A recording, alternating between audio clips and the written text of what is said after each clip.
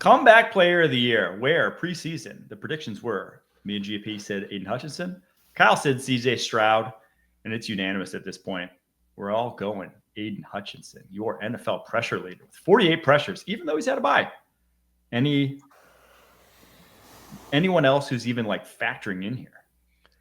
I think the only person that really factors in is Christian McCaffrey, just for the sheer volume of touches that he's had and keeping the 49ers offense afloat. But you just sort of worry that late down the line this season, a lot of those games where he goes for like 30 touches, you're going to miss some of those games because of injury. But Aiden Hutchinson has been incredible, coming back from a catastrophic leg injury where it looks like he has come back with even more fluidity, which I think is super impressive. And he is the engine of a Detroit defense that really has really needed him with all the injuries, Brian Branch being suspended for a game, with all the guys being out in the secondary. They have relied on Aiden Hutchinson to kind of mask a lot of their issues. So I think he's going to win comeback player of the year, but CMC is going to get real close.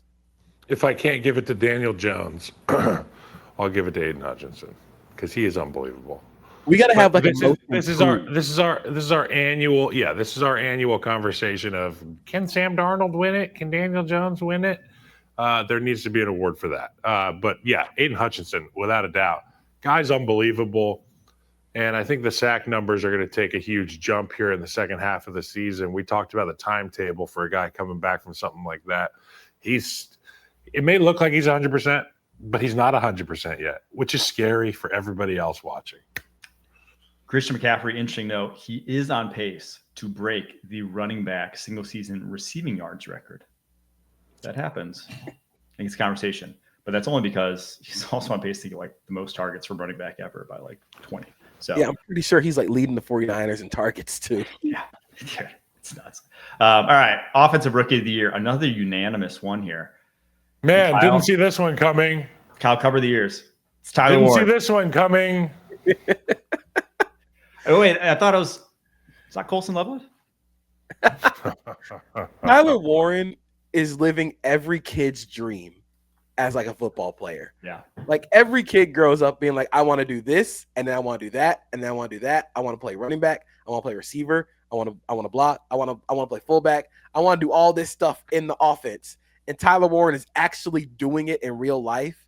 So it's been really fun seeing how he sort of blends sort of the offense together, because I think the difference between last year's offense in Indy and this year's offense, outside of the quarterback playing more on time, is Tyler Warren is blending the short yardage, the short area stuff after the catch with all the stuff that Alec Pierce and Michael Pittman Jr. can do in the intermediate areas with the separation Josh Downs gets. He is the one that sort of blends everything together. He is not the star, but he is the one piece that really makes the offense go. He's like the glue guy on every basketball team. Everybody needs like a Shane Battier, and it feels like Tyler Warren is like the super Shane Battier for the Colts offense.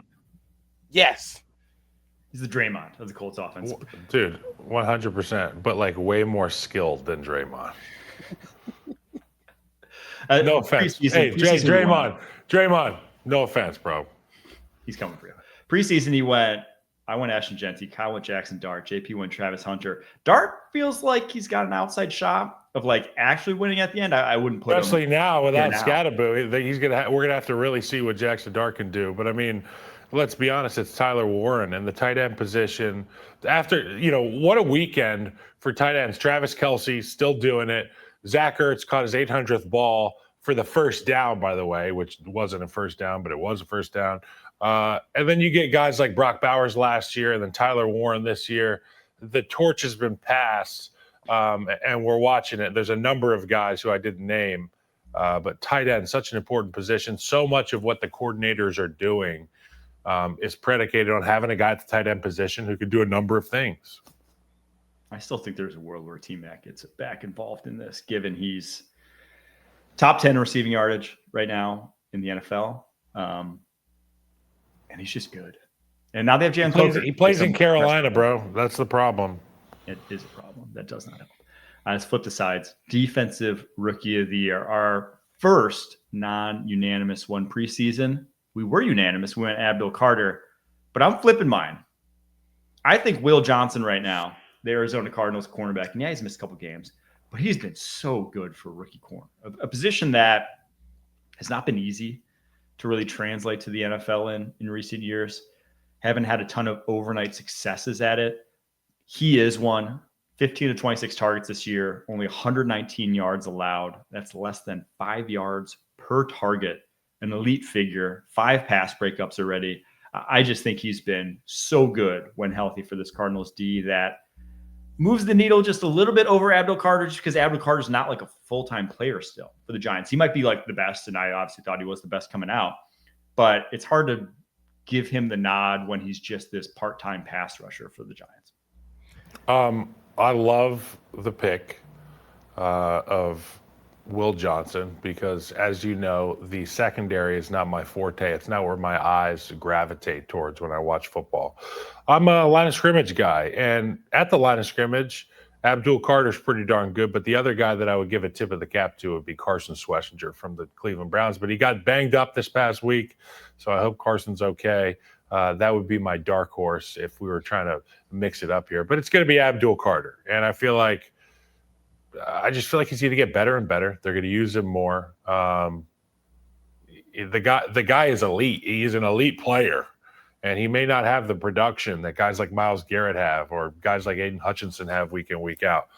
But I'll tell you what, the hours, the manpower it takes to try to account for this guy is very real. And it has an effect on opposing offenses.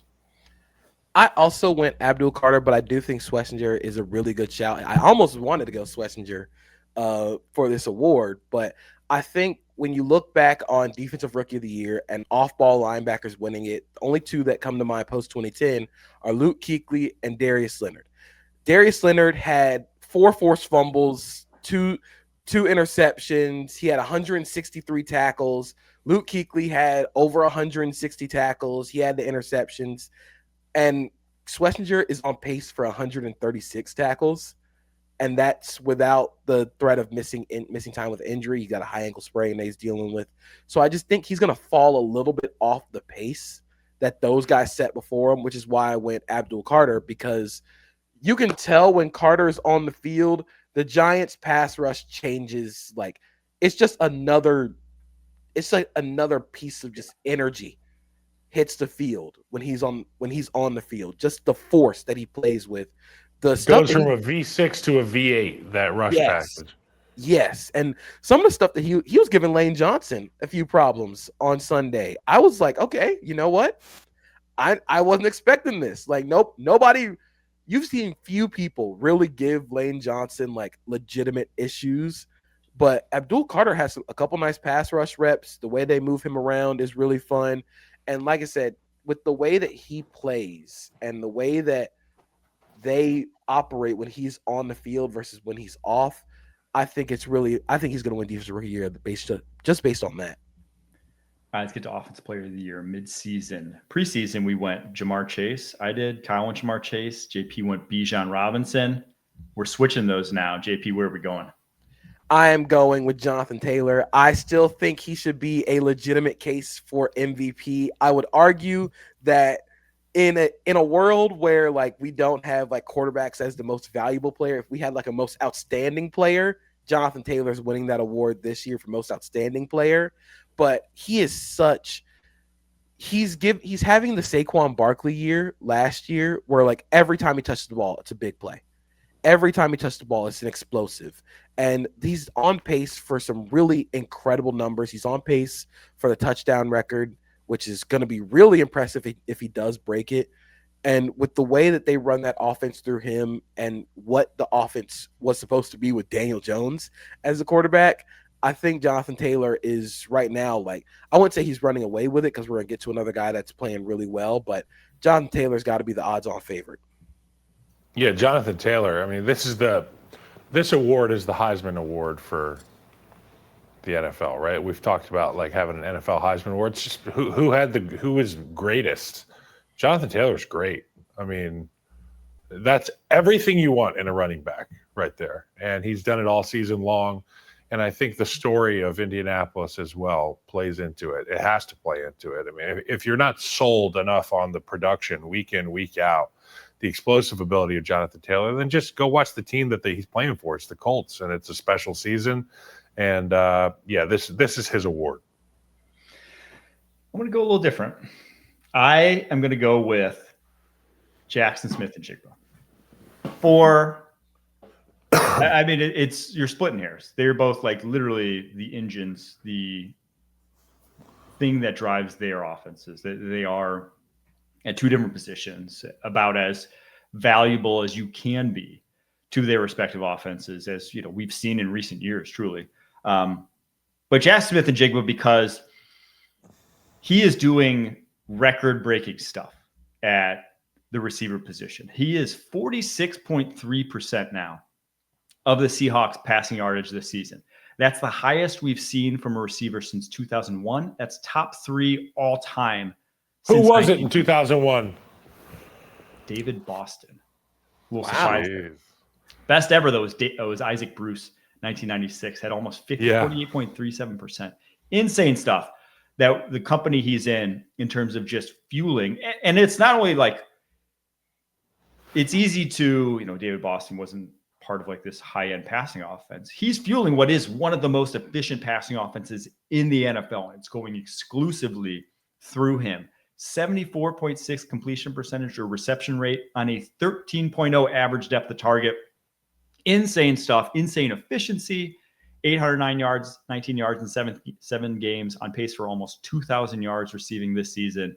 I just think he moves the needle in a little bit more of a big play because they don't have the bevy of weapons that the Colts have. The Colts, Jonathan Taylor is kind of one of many there, and it works because there's so many threats.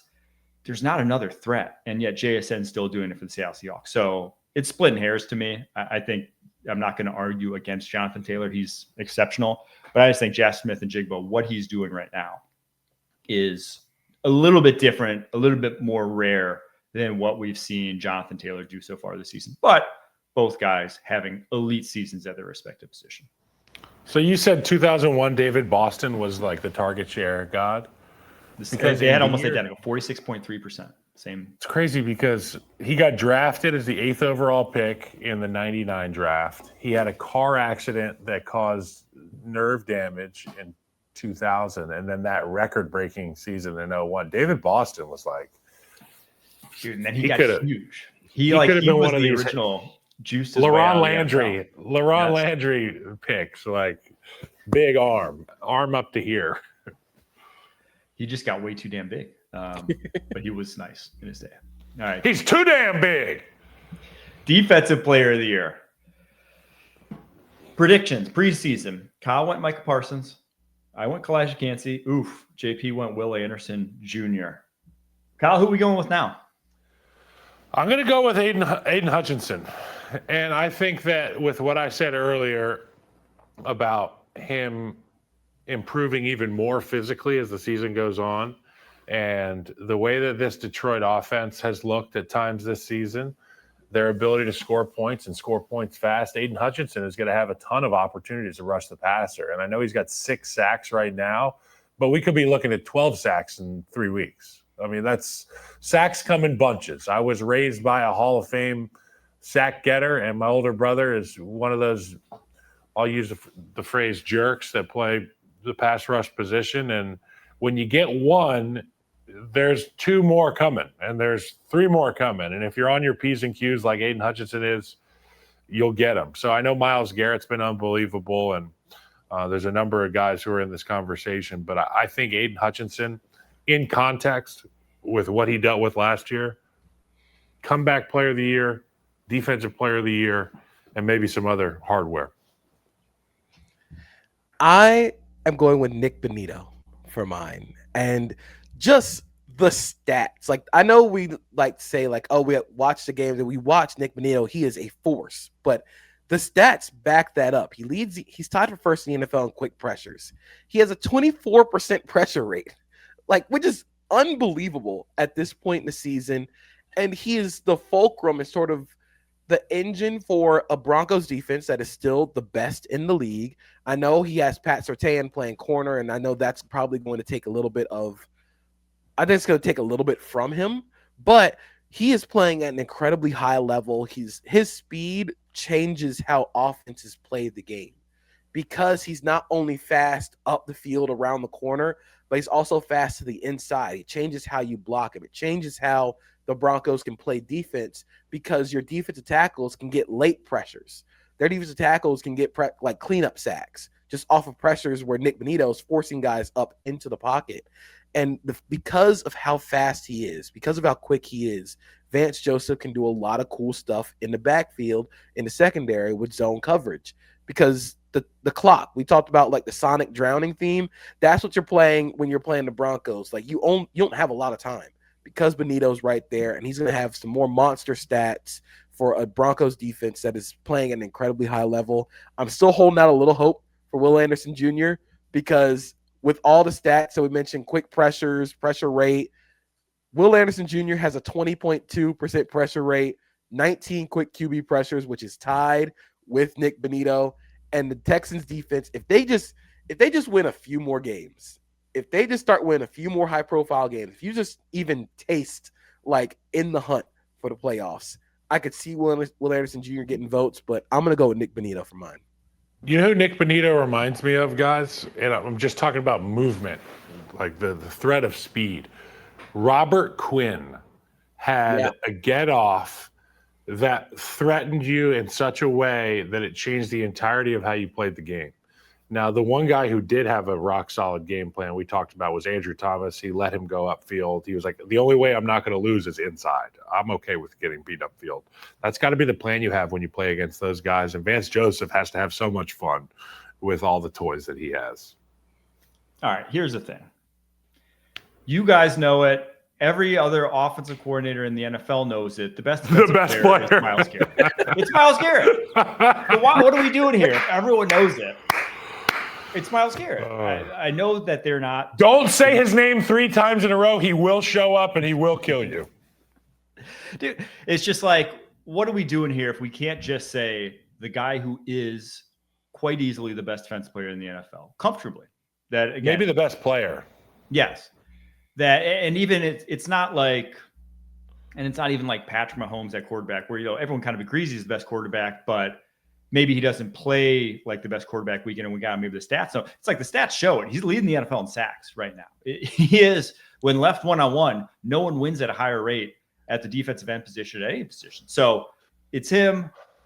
I'm not going to be convinced by any other argument otherwise. It's like, that's how I want awards to be handed out. It's how I want all pros to be handed out. I don't want to be about your team. You get 5 sacks and you lose. It just makes no sense. Yes. So to me, it's Myles Garrett.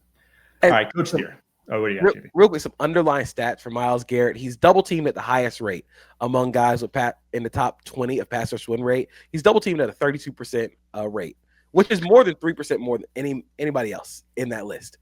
He's also 8th in pass rush win rate, even while being double teamed at an incredibly high rate. He's played even better against the run this year, which I think has gone sort of underrated because teams just run the ball a lot against the Browns. But I feel bad for him because he is the Tungsten Arm O'Doyle like meme, because he had, like I said, he had 5 sacks and they lost by 20 points. Like it's not real. Like some of the stuff that he does is not real. So if this is a like, hey man, we see you. This is a we see you award. We see you like darn near closing in on like some legendary numbers, fastest player to 300 sacks. Like it's now not just like, is he the best player in defensive player in football right now, which I think is yes, but is he the best modern edge defender of all time? Like when it comes to the modern era, I also think so. So depends on what you consider JJ Watt. I think in their JJ Watt's a football player. JJ Watt's just a football player. That's what the position is. At their peak, I think you're splitting hairs because I think Watt was actually a little bit more impactful because you couldn't really double team Watt as easily because he did play so much on the interior, was like more of a 4 or 5 tech when he really had his like defensive player of the year seasons. But as a pure edge rusher, there's no one who's better in the NFL as a pure just like line them up outside OT one-on-one. There's no one that is as good as Myles Garrett. I don't think it's close. See, that's where I went. I consider J.J. Watt more of a defensive tackle, Yeah. which is why I always like when we're talking about like best modern defensive players, like best modern defensive tackles, it's always J.J. Watt versus Aaron Donald because those guys were very similar in how they played. But with edge, I mean, the only guy that really comes close like modern is like Von Miller. And Yeah. That Myles Garrett is kind of blowing those stats out the water right now. Yeah, he's styles make fights. If you ask some tackles, they would say Khalil Mack from the 20 teens because of the power and like even a matchup in today's game like with a guy like Jared Verse would not bode well for a number of people. Some guys like myself, I want to chase the leopard around. I don't want to deal with the rhino. So like I would rather play Von Miller because I know that built into playing Von Miller, you got a tight end next to you. You got the slide coming to you. You've got the fullback coming out of the backfield. Oftentimes when you play these guys like Jared Verse, like Khalil Mack, you're not getting as much help because, you know, they're not as sexy a winner as some of these guys. That's a deeper conversation. But J.J. Watt was a football player, not an edge. All right, Coach of the Year. Preseason, I said Sean Payton. Kyle said Dan Campbell. JP said Jonathan Gannon. I don't think Jonathan Gannon's going to win this one, but as it stands right now, I'm going Shane Steichen. We're all going Shane Steichen. Really hard to argue. They have the best record in the NFL, Indianapolis Colts. No one expected him to do this. They're starting Daniel Jones at quarterback for pretty much every reason you can think of. It's really hard to go anyone else. I think the only other argument I could see right now is for Kyle Shanahan, simply because they're 5-3 in the playoffs with the most decimated roster in the NFL. But the Colts at 7-1, it's really tough to go anywhere else. Yeah, I think this is Fraley. I think this is Shane Steichen's award to lose. The Colts have been historic on offense this year. It's not just they are the best offense in the NFL. They have been putting up historic numbers when it comes to efficiency. Yeah. But I do think there's an argument to be made for Todd Bowles as Coach of the Year, given it's sort of similar to Kyle Shanahan and the Niners with everybody being hurt. The fact that this team can still overcome all of that and still be not only like leading the division, like pretty much like you're getting high level play out of like Anthony Nelson at this stage of his career. You're getting Baker Mayfield career level numbers. Like the fact you're getting all this without having your starting offensive line healthy at all at any point in this season. You haven't had your entire complement of receivers at all this season. Bucky Irving's been hurt. You're missing your best pass rusher. The fact that they're still in this, I think it speaks a lot to Todd Bowles and how much he has improved, especially when it comes to game management. I don't think he's made the Todd Bowles blunders of yesteryear. It's got to be Steichen, but if I had to give a 1B, it would be to Dan Campbell, just for all that he had to deal with in Detroit in terms of turnover. And the way that his guys have responded just shows me how great of a leader he is. And while they haven't been perfect, they're still the Lions, and you're still going to have to deal with those guys come playoff time. And I think a big part of that is the culture there, and that's Dan Campbell. Let's get to MVP award, where our preseason predictions are not going to come to fruition. Kyle said Lamar Jackson. JP said Lamar Jackson. I said Joe Burrow. Who do we got right now, JP?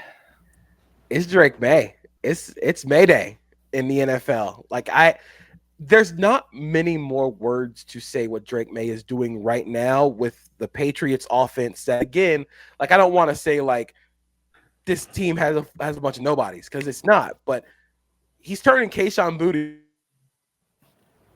threat at receiver. He's turning back the clock for Stephon Diggs. You're throwing whole shots to Mac Hollins. You have an offensive line that is still a work in progress. The run game is still not where it's supposed to be. And yet this offense is still putting up points, still putting up numbers, and putting up record efficiency, because Drake May is putting up record efficiency, especially throwing the ball downfield. On 20-plus air yard passes, he's 13 for 17. That's an insane number. His EPA per drop back on those is 2.28, which is miles ahead of the next guy, which is Sam Darnold, at 1.53. He's lapping the field in these areas, and the growth that he's made from promising to elite in one offseason has been incredible.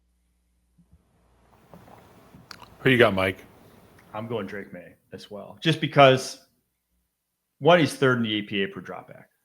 The two guys ahead of him, Jordan Love, Daniel Jones, their offensive lines are clearly much better. Their wide receiving cores are light years better.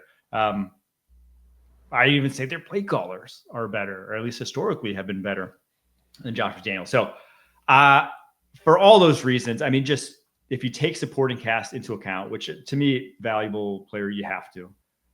He has a bottom 10 supporting cast in the NFL still. I don't think that's even like a debate. It is not a great situation still. And for him to be putting up those sorts of numbers, third in EPA per dropback, fifth in success rate, first in completion percentage over expectation, it shouldn't be a good offense, and it is.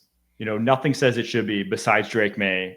It's hard to go against him, even if I will be surprised if he wins the award by season's end, just because it's going to be hard to sustain just statistically versus some of these other guys playing quarterback in the NFL and what surrounds them.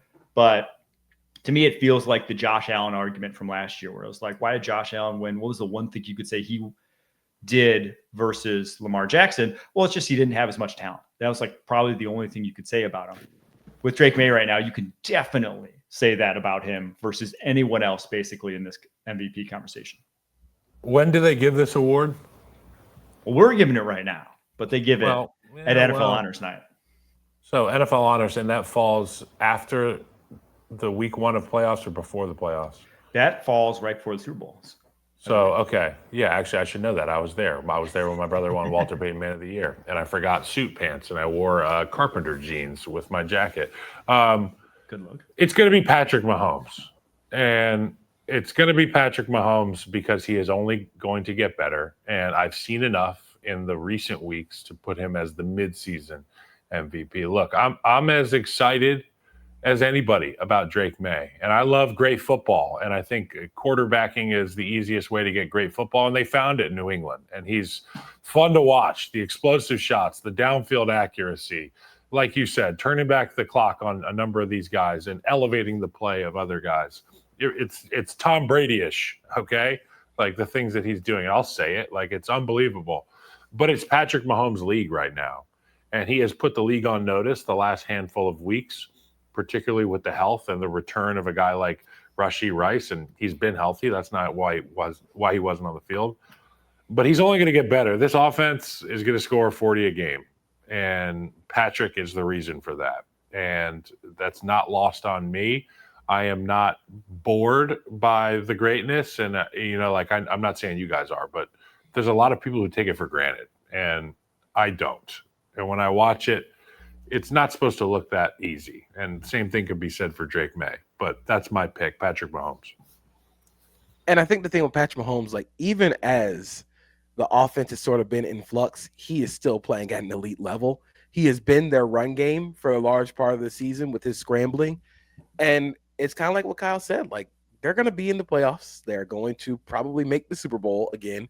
And if they make the Super Bowl again with everything that has sort of been in flux for this offense, with missing your left tackle, they are missing Trey Smith on Monday, they're missing Rashee Rice, Xavier Worthy. It's hard not to pick Patrick Mahomes for this. I do think some underrated names that I think will probably get a little more shine as the season goes on. I think Justin Herbert, once you get you've gotten Joe Alt back, and you could see that Justin Herbert's like, oh yeah, that guy is really good. And then Matthew Stafford / the Immortal Chamber should get MVP votes because he is having the Unk Still Got It year at 37 and with a bad back. So I think seeing those guys, of course, we talked about Jonathan Taylor, but right now I just think with what May is doing, like that, it's hard to go against a guy in his second year doing what he's doing right now. I agree. If I had to bet, given what we know now and given the trajectory, I bet Mahomes wins. I would not bet against Patrick Mahomes right now. He has 9 touchdowns over the last 3 weeks. Like since Xavier Worthy's been healthy, this offense has just been an absolute house. And yeah, I don't see it slowing down anytime soon. But you got to get, to me, you just got to give Drake May right now. I just don't think anyone has been more impressive on a consistent basis. Week 1 was bad. Since then, he's been lights out every single game since. Mahomes had some stinkers. First 3 weeks of the season were not great. Since then, it's been awesome. But We'll see.